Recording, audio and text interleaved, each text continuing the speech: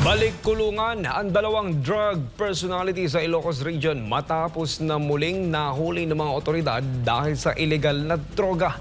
Narito ang balita ni Almar Forzuelo.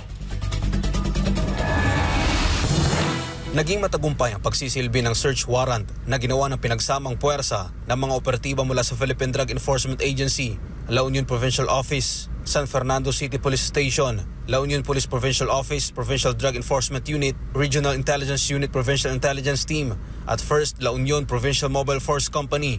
Ang nasabing operasyon ay ginawa sa San Fernando City, La Union na nagresulta sa pagkakakumpiska ng isang caliber 38 revolver, iligal na droga at isang dati nang nahuli na drug personality. Kinilala naman ni PDEA Regional 1 Regional Director, Director 3 Joel Plaza, ang suspect na si alias Ewoks, 39 na taong gulang at nakatira sa Barangay Poro, San Fernando City, La Union.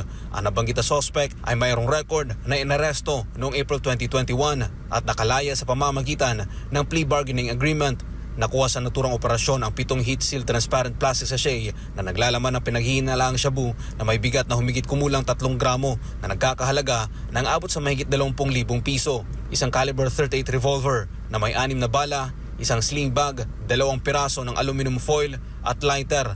Kasong paglabag sa Section 11 o Possession of Dangerous Drugs, Section 12 o Possession of Drug Paraphernalia at Article 2 of Republic Act 9165 o Comprehensive Dangerous Drugs Act of 2002 at Republic Act 10591 o Comprehensive Firearm and Ammunition Act in relation to Comelec gun ban ang isasampa laban sa nahuling suspect na kasalukuyang nakadetene sa PDEA RO1 jail facility. Samantala, isa pang drug personality na bumalik sa kalakalan ng iligal na droga ang nahuli ng mga otoridad sa Vigan City, Ilocos Sur.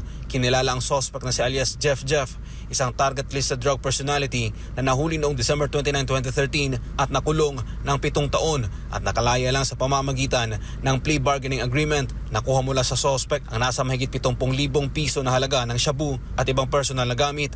Kasong paglabag sa Section 5 at Section 11, Article 2 ng Republic Act 9165 o Comprehensive Dangerous Drugs Act of 2002 ang isasampa laban sa suspect na kasalukuyang nasa kustudiya ng Vigan City Police Station.